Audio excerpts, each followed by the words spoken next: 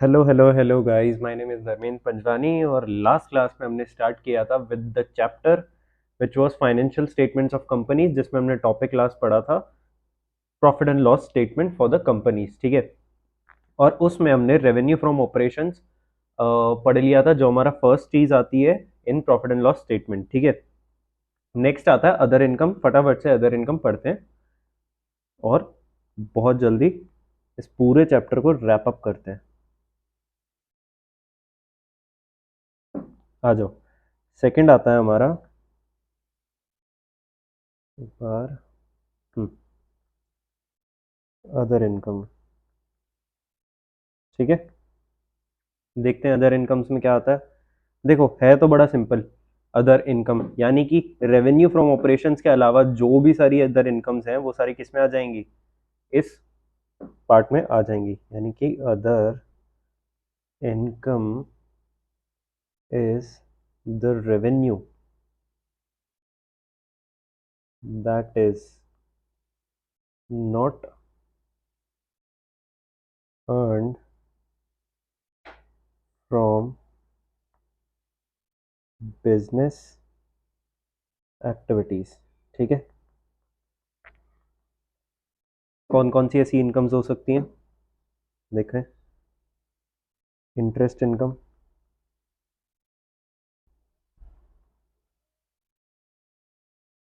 ठीक है। Dividend income,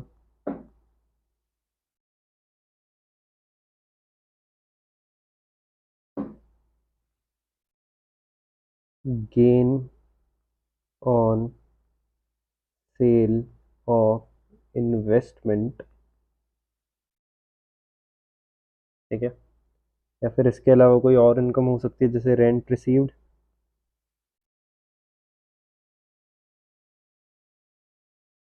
discount received को भी आप दिखा सकते हो, या फिर आप नेट बुक कर सकते हो जो भी आपकी इनकम हुई है। ठीक है। या फिर profit on sale of fixed assets,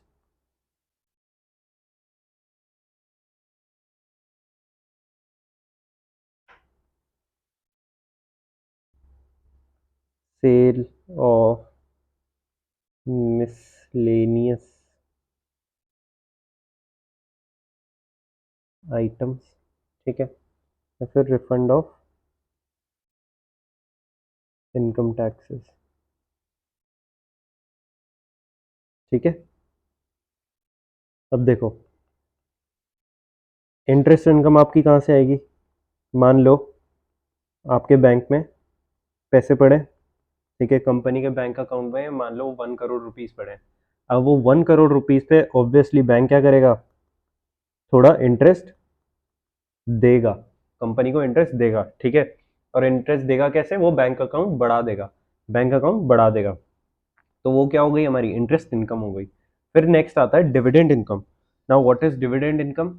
आपने किसी और कंपनी के शेयर्स में इन्वेस्ट कर रखा है, आपने किसी और कंपनी के शेयर में इन्वेस्ट कर रखा है। ठीक है। ऑल दो आपका बिजनेस इन्वेस्ट करने का नहीं है, आपका बिजनेस इन्वेस्ट करने का नहीं है, बट आपने दूसरी कंपनी के शेयर में इन्वेस्ट कर रखा है, और वो कंपनी आपको क्या करेगी, डिविडेंड देगी। ठीक है। डिविडेंड पे करेगी, और आपके लिए क्या होगा, डिविडेंड जो होगा वो होगा इनकम। ठीक है। उसके बाद gain on sale of investments और profit on sale of fixed assets, ये दोनों मैं साथ ले लेता हूँ। आपके पास कोई इन्वेस्टमेंट है, या मान लो अपन ने जो ऊपर एग्जांपल लिया था बी लिमिटेड का शेयर। ठीक है। वो बी लिमिटेड का शेयर आपने 100 रुपीज में खरीदा था। ठीक है। और वो आपने 2 साल के बाद अब बेच दिया 120 में, तो आपको गेन कितना हो गया, 20 रुपीज का गेन हो गया। तो क्या हो गई, इनकम हो गई ना आपकी। तो 20 रुपीज का जो गेन है वो किस में आ जाएगा, gain on sale of investments. अब वो तो आपकी इन्वेस्टमेंट थी, वो तो आपकी क्या थी, इन्वेस्टमेंट थी। ऐसे ही आपने कोई फिक्स्ड एसेट्स खरीदा। ठीक है। वो फिक्स्ड एसेट्स आपने खरीदा 10,000 रुपीज में, और उसमें डेप्रिसिएशन लगा दिया 5,000 का। अब फिक्स्ड एसेट्स की वैल्यू कितनी है, 5,000, और उसको आपने बेच दिया 7,000 में। ठीक है। अब फिक्स्ड एसेट्स की वैल्यू कितनी है, 5,000, अब इसको बेच दिया आपने 7,000 में। ठीक है। तो आपको profit on sale of fixed assets कितना हो गया, 2,000 rupees profit on sale of fixed assets हो गया। ठीक है। रेंट रिसीव्ड आपको आता है, डिस्काउंट रिसीव्ड भी आता है। रेंट रिसीव्ड कैसे, आपने आपके पास कोई प्रॉपर्टी थी, आपने प्रॉपर्टी किसी को रेंट पे दे दी और अब वो क्या कर रहा है, बंदा आपको रेंट दे रहा है, ठीक है। डिस्काउंट रिसीव्ड कैसे, मान लो आपका एक ट्रेड पे, आपकी बुक में ट्रेड पेबल्स थे 10,000 के, ठीक है, 10,000 के थे।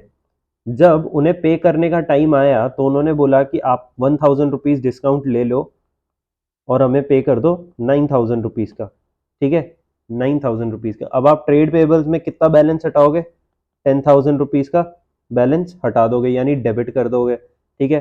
सिमिलरली आप कैश कितना पे करोगे, देखो आप कर दोगे टीपी अकाउंट डेबिट 10,000 और यहाँ पे कर दोगे टू कैश 9,000, ठीक है। तो यहाँ पे आप क्या कर दोगे, डिस्काउंट कर दोगे, डिस्काउंट रिसीव्ड कितना 1,000, डिस्काउंट रिसीव्ड 1,000, और यही डिस्काउंट रिसीव्ड फिर ऐसे डिस्काउंट रिसीव्ड 1,000 टू पीएनएल में करते हो, है ना। तो ये क्या आपकी इनकम है, डिस्काउंट रिसीव्ड क्या हो जाएगी, आपकी इनकम हो जाएगी, ठीक है।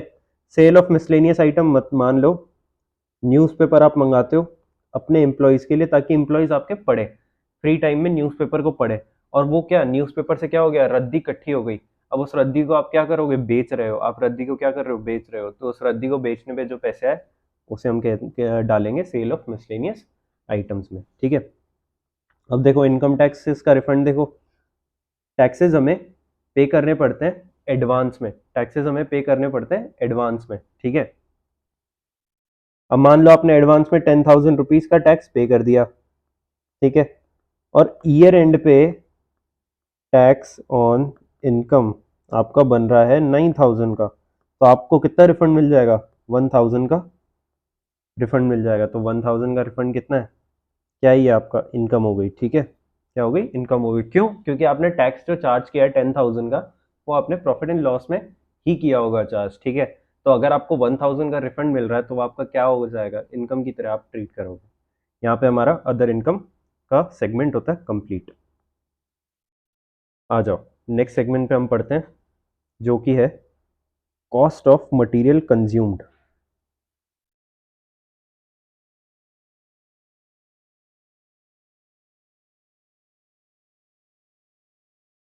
कॉस्ट ऑफ मटेरियल कंज्यूम, ठीक है ना। देखते हैं कॉस्ट ऑफ मटेरियल कंज्यूम क्या है, पहले लिख लेते हैं एक बार।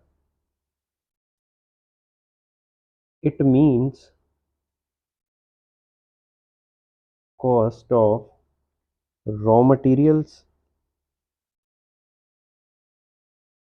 and other materials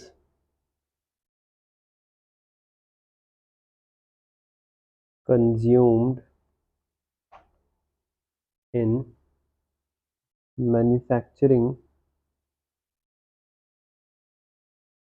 the goods, consumed in manufacturing the goods, ठीक है।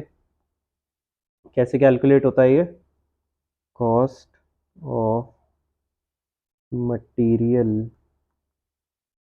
कंज्यूम्ड, देखते हैं, आ जाओ। सबसे पहले आप ओपनिंग इन्वेंट्री ऑफ मटेरियल लेते हो कि कितना आपके पास रॉ मटेरियल पड़ा हुआ है, ठीक है। उसमें आप क्या ऐड करते हो, परचेजेस, और कितने आपने परचेज की, किस चीज़ का परचेज, परचेज ऑफ मटेरियल्स, ठीक है। और उसमें से क्या लेस करते हो, closing inventory, closing inventory of materials, ठीक है। देखो अब मैं एग्जांपल आपको बताता हूँ, एग्जांपल, ठीक है। ओपनिंग मटेरियल्स 10,000 रुपीज़ का, ठीक है। परचेजेस की मैंने 20,000 की, और क्लोजिंग इन्वेंट्री मेरी बच गई 12,000 रुपीज़ की। तो कॉस्ट ऑफ मटेरियल कंज्यूम्ड, यानी कितना कॉस्ट का मटेरियल मैंने कंज्यूम कर दिया, कंज्यूम मतलब अपने बिजनेस में लगा चुका हूं मैं, ठीक है। कितना हो गया, 10,000 मेरे पास ऑलरेडी पड़ा था, उसमें मैंने और ऐड कर दिया 20,000 खरीदा, ठीक है। शुरू में 10,000 मेरे पास पड़ा था, अभी मैंने 20,000 और खरीद लिया था स्टार्टिंग में, और अब at the end of the year मेरे पास कितना बचा हुआ है, 12,000 बचा हुआ है। यानी ये 10,000 और 20,000, 30,000 मेरे पास था, ठीक है। 30,000 में से मैंने कितना कुछ कंज्यूम कर दिया और कुछ अभी भी मेरे पास पड़ा हुआ है। तो जितना मेरे पास पड़ा हुआ है वो क्या है, 12,000 है, ठीक है। 12,000 है, तो इससे हमारा आ जाएगा कि कितना मैंने कंज्यूम किया है। तो मैंने कितना कंज्यूम किया है, 18,000 मैंने कंज्यूम किया है, ठीक है। अब देखो यहाँ पे एक छोटा सा नोट मैं डालना चाहूंगा, which is material such as stores, fuel, spare parts, etc., which do not enter physically into composition of fixed assets. Fixed assets नहीं, फिनिश प्रोडक्ट। रॉ मटेरियल से हम क्या बनाते हैं, फिनिश प्रोडक्ट, ठीक है। फिनिश प्रोडक्ट आर एक्सक्लूडेड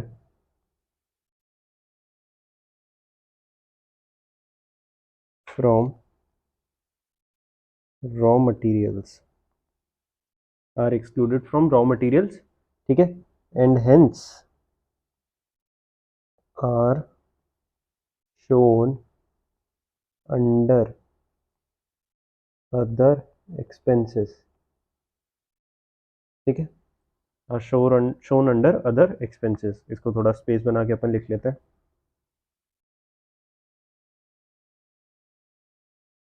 मुझे लगा ही था ऑफ आ जाएगा साथ में, खैर।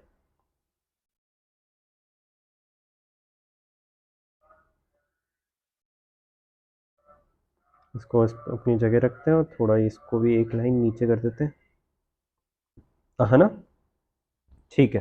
चलो यहाँ पे हमारा थर्ड पोर्शन कंप्लीट होता है, which is cost of material consumed. अब देखो थोड़ा सा मैं, अच्छा इसके बारे में भी समझा देता हूँ थोड़ा और। कॉस्ट ऑफ मटेरियल कंज्यूम्ड, आप सोच रहे होगे कि, अगर आपको समझ नहीं आ रहा होगा, मैं आपको थोड़ा कंपैरिजन करके दिखाता हूँ पुरानी वाली जो प्रॉफिट एंड लॉस स्टेटमेंट थी उससे। पुरानी प्रॉफिट एंड लॉस स्टेटमेंट में आपका डेबिट और क्रेडिट साइड आता था, ठीक है। P N L of firm, ठीक है। डेबिट और क्रेडिट साइड आता था, ठीक है। Rather I would say trading,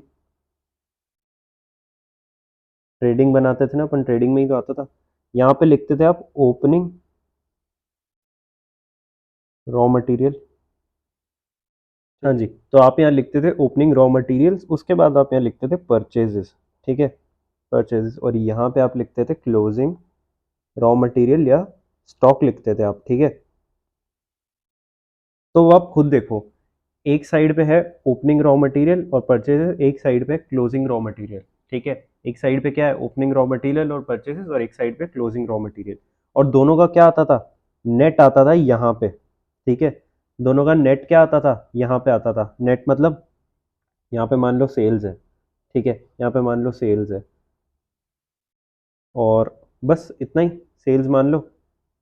अब सेल्स क्या है, मेरी इनकम है, ठीक है। सेल्स क्या है, मेरी इनकम है, ठीक है। सेल्स मेरी इनकम हो गई, ठीक है। ये मेरी ग्रॉस इनकम हो गई। ग्रॉस मतलब इसमें से कुछ कटा नहीं है, ये मेरी पूरी इसी इनकम है। यानी कि कहने का मतलब कि मैंने 30 रुपीज़ का माल लगा के मैंने 40 में बेचा, ठीक है, और 40 रुपीज़ मेरे को मिले, तो मेरी 40 रुपीज़ की इनकम हुई नहीं है, ग्रॉस इनकम, ठीक है। बट मेरे को एक्स्ट्रा कितनी कमाई हुई, एक्स्ट्रा तो मेरे को 40 - 30 यानी 10 रुपीज़ कमाई हुई, ठीक है। अब ये 10 रुपीज़ कैसे पता चलेगा, ये जो आपका 30 है ये क्या है, cost of material consume, cost of material consumed, यानी इतना आपका कॉस्ट का जो मटेरियल है वो आप बेच चुके हो, ठीक है। अब देखो यहाँ पे आपकी क्या है, ग्रॉस इनकम है, ठीक है। Opening plus purchase minus closing करोगे, आपका पास क्या आएगा, कॉस्ट ऑफ मटेरियल कंज्यूम। ठीक है, आप इन दोनों में से इसको माइनस कर दोगे तो आपके पास नेट ही तो बचेगा, और अगर नेट यहां पे आएगा तो ये दोनों भी सेट ऑफ हो जाएंगे। आई आई होप कि आपको समझ आ रहा है कि मैं क्या कह रहा हूं। एक बार और मैं थोड़ा क्लियर करके बता दूं, या फिर एक काम करो, आप तो बस ये एक इक्वेशन ध्यान रखो। ठीक है, एक इक्वेशन आप ये ध्यान रखो बस। ठीक है, और भी मैंने ये इस इक्वेशन के बारे में आपको बताया है, वो है रेशियो एनालिसिस के चैप्टर में। बस हाँ, एक इक्वेशन मैं ये आपको यहाँ पे देना चाहूंगा, जो अच्छा अपन ने ऊपर लिखी रखी है। और अगर आप प्रॉफिट एंड लॉस वाले स्टेटमेंट के हिसाब से देखो ना, ये देखो, प्रॉफिट एंड लॉस की जो इक्वेशन थी, एज पर equation of P N L form. ठीक है, अब देखो, opening stock plus purchases plus gross profit equals to sales minus closing stock. ठीक है, ये अपन ने पढ़ी थी। जी हाँ, ये अपन ने पढ़ी थी। अब देखो ये क्या है, ये और कुछ नहीं है, ये ऐसे जो अपन बैलेंस शीट बना जो अपन ट्रेडिंग बनाते हैं वही है। कैसे, ये देखो, sales, closing stock, opening stock, purchases, gross profit. ठीक है, परचेजेस ग्रॉस प्रॉफिट। अब देखो, अगर अपन इसको ऐसे करें, ये देखो,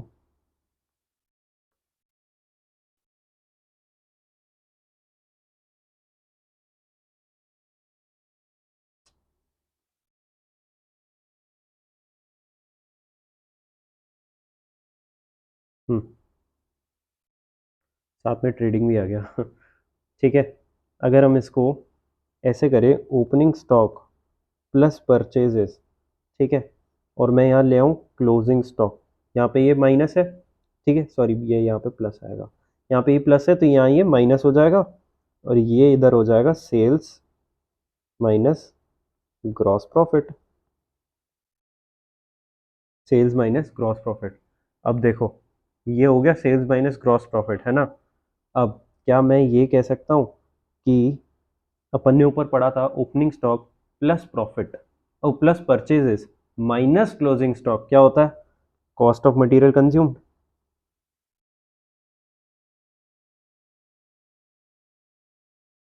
ठीक है, तो इसका मतलब cost of material consumed all क्या होता है, सेल्स माइनस ग्रॉस प्रॉफिट को भी हम क्या बोलते हैं, कॉस्ट ऑफ मटेरियल कंज्यूम्ड।